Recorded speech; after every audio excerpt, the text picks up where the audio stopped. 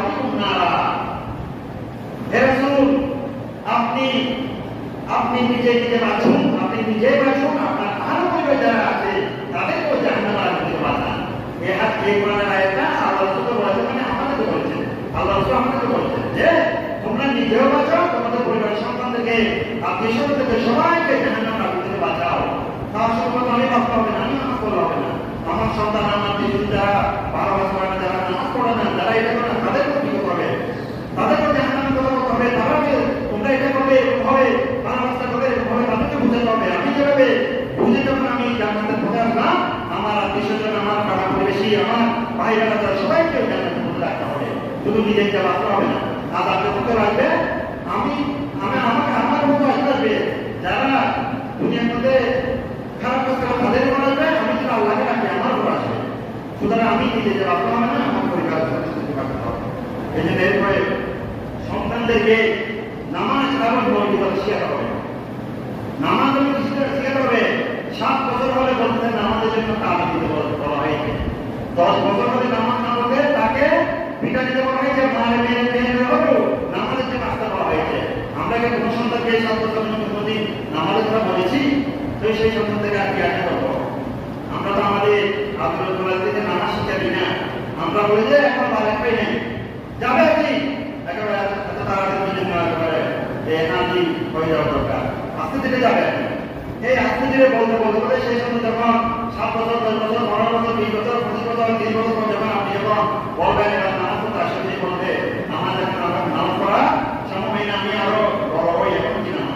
সেই জন্য সেই সন্তানকে আপনি যদি 7 বছর থেকে যদি নামাজের তালিম দিতেন, একটু বলতেন, নিজের সাথে নিয়ে আসবেন, তাহলে সেই সন্তান আপনার নামাজ যুক্ত নৈতিকতা শিখে দিতে হবে। এই জন্য তারপর সন্তানকে কি করতে হবে? সম্মান ও নিয়ম করে একটা শিক্ষা দিতে হবে।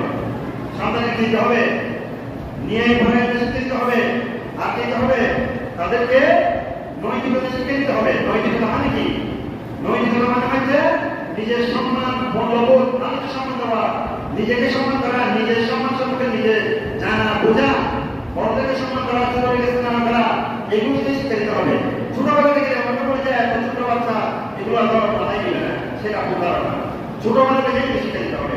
ছোটবেলায় এই পড়াই যে ছোটবেলায় যদি কোনো সন্তানকে কোনো কিছু শিক্ষা দেওয়া হয়, সেটা থেকে তাদের অন্তর মধ্যে পাথরের মধ্যে খোদাই করে যেভাবে ওই পাথরের মধ্যে খোদাই করার লেখাটা সারা জীবন থেকে যায়। একজন সন্তানকে, ছোট বাচ্চাকে যখন আপনি ছোটবেলায় কোনো শিক্ষা দিবেন, সেটা তার মৃত্যু আগে পর্যন্ত তার অন্তর মধ্যে কেটে থাকে। উচ্চাবাদ নকশার মতো। সেই জন্য আপনি মনে করবেন আমার ছোট ছেলেকে এটা বলতে না, এটা কোনোদিনই কাম্য নয়। অনেকে থেকে ছোট বাচ্চা কি বলে প্যান্ট ছাড়া ওরকম হয়ে গোসল করতে চায় না, আমরা তাকে ওরকম হয়ে গোসল করতে দিই, বলে যে ছোট বাচ্চা কিছু হবে না। নো, এটা বলতে না। তাকে ছোটবেলা থেকে প্যান্ট করে গোসল করা শেখাতে হবে, কিন্তু তার যাতে লজ্জাবোধটা দিক থাকে। আপনি যখন ছোটবেলায় প্যান্ট খুলে যখন মানুষের সামনে গোসল করবে, সে মনে করবে এভাবে মনে হয় মানুষের হয়ে যাওয়া যায়। আপনি যখন প্রথম থেকে বলতে পারবেন না এভাবে হয়ে গোসল করা যায়, হওয়া যায় না, তখন দেখবেন সে বাচ্চা কোনোদিনও মানুষের সামনে তার কথা বলবে না। তার মধ্যে একটা লজ্জা বুঝতে পারে ছোটবেলা থেকে। আমরা তো প্রথম থেকে তাকে কি লজ্জা হীনতায় কি করে শিক্ষা দিই, লজ্জা কিভাবে তাকে প্রথম থেকে আমরা কথা শিখিয়ে দিই। সেই জন্য আমরা সন্তানদেরকে তাদেরকে কি হতে হবে? নিয়ে শিখতে হবে, লজ্জাও শিখাতে হবে, সমতা শিখাতে হবে। এবং সন্তানের মধ্যে আমরা কি হতে হবে? আমরা আমাদের সন্তান যদি ক্রিয়েটিভ থাকে, তাদের মধ্যে সমানভাবে সমতা আচরণ করতে হবে। কোন সন্তানকে এক যুগে অন্য সন্তানকে অন্য যুগে এভাবে দেখা যাবে না। মনে করবে যে সেই সন্তান যাকে আপনি এক যুগে দেখেছেন, অন্য ছেলেকে অন্য যুগে দেখেছেন, আপনি বড় হয়ে সেই সন্তানকে কিছু আশা করতে পারবেন না। সেই জন্য আপনার যদি দুজন সন্তান থাকে, আপনার যত আদর আপনি হয়েছে সবার জন্য সমান হবে। কোন সন্তানকে আপনি সন্তানকে একটা সন্তান, একটা ছেলে সন্তান, একটা মেয়ে সন্তান আছে, আপনি ছেলে সন্তানকে বেশি প্রাধান্য দিলেন, মেয়ে সন্তানকে প্রাধান্য দিলেন না। ছেলে সন্তানকে বেশি খাওয়ালেন, মেয়ে সন্তানকে খাওয়ালেন না। ছেলে সন্তানকে ভালোভাবে খাওয়ালেন, মেয়ে সন্তানকে আনেন না। তাহলে কি আমাদের আপনি একজন জালেম হিসেবে আমাদের ময়দানে আপনাকে সন্তানের মতো হবে। সেজন্য আপনি দুই সন্তানের মধ্যে কি করে দেন? পার্থক্য সৃষ্টি করে দেন। অথচ আল্লাহ বলে যে আমার কাছে ছেলে মেয়ে, আমার কাছে ছেলে সন্তান, মেয়ে সন্তান কোনো কিছু কি নাই, বেড়াবে নাই। সন্তান সন্তান থেকে ভবিষ্যতে কোনো কিছু আশা করতে পারবেন না। সেই সন্তান অবিবেচন করে সেই সন্তান বড় হয়ে তার গুণকে বাবা সম্পত্তি থেকে কিভাবে বঞ্চিত করবে। সেই সন্তান বড় হয়ে দেখবেন ঘরের মধ্যে সেও ছোটবেলা থেকে যেটা দেখেছে যে আমার বাবা আমাকে এক চোখে দেখেছে, আমার বোনকে অন্য চোখে দেখেছে, আমার ছোট ভাইকে অন্য চোখে দেখেছে, আমাকে এক চোখে দেখেছে। সেই ছোটবেলা থেকে সেই মেধাটা শিখে যাবে। সেই জন্য সন্তানের মধ্যে কোনো মেধার করবেন না। আদর আদর আপ্যায়ন, তারপর তার জন্য টাকা পয়সা করা থেকে যা কিছু আছে সব কিছু তাদের জন্য সম্মান দাবি করতে হবে, যাতে সেই সন্তান ছোটবেলা থেকে এটা শিখে আসে যে আমার বাবা কোনদিন আমাদের মধ্যে কি করে নেয় ভেদাভেদ সৃষ্টি করে না। এটা হচ্ছে একটা শিক্ষা, ভেদ মূল্যবোধ, এটা সন্তানদেরকে শিখাতে হবে এবং সন্তানদেরকে যথাযথভাবে ভালোবাসতে হবে। সন্তানদের জন্য ভালোবাসা এটা আপনার অন্তর্গত আল্লাহ স্পেশাল করে দিবে, কিন্তু তাদেরকে যথাযথভাবে ভালোবাসা দেখাতে হবে। আর অনেকে বলে হুজুর আমার মনের মধ্যে আমার ছেলে সন্তানের প্রতি সন্তানের ভালোবাসা আছে, কিন্তু সেটা আমি দেখাতে পারি না, দেখাই না। কেন দেখাবেন? একজন সাহাবী আমার রাসূলের কাছে এসে ইয়া রাসূলুল্লাহ আমার 10টা সন্তান রয়েছে, আমি কোনদিন আমার একটা সন্তান এত চুমু করে দেখে চুমু দিই নাই। আল্লাহ রাসূল সাল্লাল্লাহু আলাইহি ওয়াসাল্লাম দেখলেন হাসান হোসেনকে নিয়ে চুমু দিচ্ছে, আপনি করতেছেন কত সুন্দর, তাদের সাথে খেলাধুলা করতেছেন। ওই সাহাবী এসে বলেন হ্যাঁ আমার তো 10টা সন্তান আছে, আমি কোনদিন আমার একটা সন্তানকে একটু চুমু দিই নাই। আল্লাহ রাসূল বলেন তুমি সেটা ভুল করেছ, তুমি তোমার সন্তানদেরকে কি করবে? ভালোবাসবে, সন্তানদেরকে স্নেহ করবে, মায়া মমতা করবে, তাহলে তারাও তাদের অন্তরে তোমাদের প্রতি ভালোবাসা, তোমাদের প্রতি মায়া মমতা যে করবে যে আমার মা বাবা ছোটবেলায় আমাকে এভাবে আদর যত্ন লালন পালন করেছে, আমার মা বাবাকে আমাকে এভাবে যত্নভাবে লালন পালন করতে হবে, সেই ভালোবাসাটা অটোমেটিক তাদের অন্তরের মধ্যে চলে আসবে। জবাব দেবো না সেই জন্য আল্লাহ রাসূল বলছেন মাল্লামি আমার সহিনা ওয়ালাম ইউজি কাবিরানা বালাইসা মিন্না। যে ব্যক্তি বড়দেরকে সম্মান করে না, ছোটদেরকে স্নেহ করে না, ভালোবাসে না, সে আমাদের দলভুক্ত নয়, সে আমার উম্মত নয়। সুতরাং সন্তানের প্রতি ভালোবাসা, মা বাবার প্রতি ভালোবাসা এগুলো জায়গা দিতে হবে। এবার আসুন যে সন্তানকে মানুষের মতো মানুষ করার কিছু কৌশল, সন্তান কিভাবে মানুষের মতো মানুষ করতে পারবে, তাদেরকে আধ্যাত্মিক শিক্ষা দিতে হবে। আধ্যাত্মিক শিক্ষা কি? তাদের যে আল্লাহ তাকওয়া সম্পর্কে বলতে হবে, আল্লাহ সম্পর্কে বলতে হবে, জাহান্নাম সম্পর্কে বলতে হবে, জান্নাত সম্পর্কে বলতে হবে। তাদের মধ্যে আধ্যাত্মিকতা যেটা পরকালের যেটা শিক্ষা রয়েছে সেটা ছোটবেলা থেকে দিতে হবে। আপনি ছোটবেলা থেকে যে সন্তানদের আগে শিক্ষা নেবেন, বড়কালে যখন বলবেন তখন তার মনের মধ্যে সেটা হবে না, আচ্ছা আপনার প্রভাব ফেলবে না। ছোটবেলা থেকে সন্তান থেকে জান্নাত জাহান্নাম আখিরাত দুনিয়ার মধ্যে স্থায়ী নয়, এভাবে শিক্ষা আধ্যাত্মিকতা আখিরাতের শিক্ষাটা ছোটবেলা থেকে দিতে হবে। শুধু বড়বেলা যখন দেখেন তখন সেটা আসর পাবে না। ছোটবেলা যে মা বাবার মুখ থেকে যখন আল্লাহর কথা, নবীর কথা, রাসূলের কথা, আসমানি কিতাবের কথা এগুলো শুনবে, তখন থেকে তার মনের মধ্যে একটা ইসলামী এই মূল্য শিখতে হবে। এরপরে আসুন তাদেরকে দিন এবং দুনিয়া উভয় শিক্ষা দিতে হবে। আপনি দুনিয়াকে শিক্ষা মানে দুনিয়ার মধ্যে চলার জন্য যে শিক্ষাদাতা তাকে সেটা শিখে দিতে হবে। আখিরাতে চলার জন্য যে শিক্ষাটা রয়েছে, আখিরাত দুনিয়া থেকে আখিরাতে চলে যাবে, সেই আখিরাতের মধ্যে তার পরিপূর্ণভাবে সেই যাতে আল্লাহর রাস্তায় ফেরেশতাদের যে মুখামুখি সহযোগ করবে, যে জান্নাত জাহান্নামের যে সহযোগ হয়ে যেগুলো মোকাবেলা করার জন্য যে শিক্ষাটা দরকার সেই শিক্ষাটা তাকে দিতে হবে। সেই শিক্ষাটা যদি না দিই, যে শুধু দুনিয়াবি শিক্ষা নিয়ে বড় হবে, সেই সন্তান থেকে আমরা শুধু দুনিয়াবি জিনিস পাইতে পারবো, আখিরাত গুলো পাইতে পারবো। এরপরে পরিবারের মধ্যে ভালো একটা পরিবেশ সৃষ্টি করা।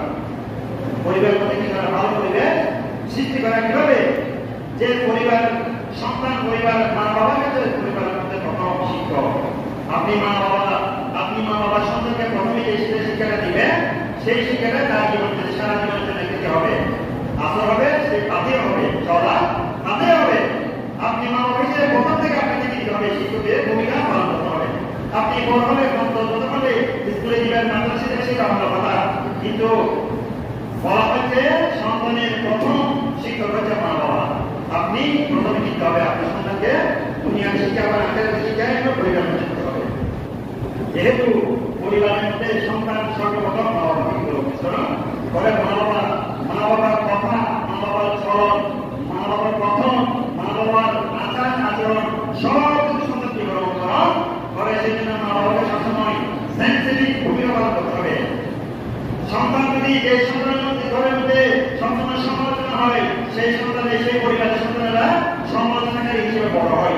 যে সন্তানের যে পরিবারের সন্তানেরা পরিবারের মধ্যে সবসময় ঝগড়াঝাটি থেকে, সেই সব পরিবারের সন্তানেরা সবসময় ঝগড়াঝাটি হবে। দেখবেন এইভাবে পরিবারের মধ্যে আপনি যা করবেন সেইগুলোর আসর আপনার সন্তানের উপর পড়বে। সেই জন্য মা বাবাকে মুখ্যমূল্য পালন হবে।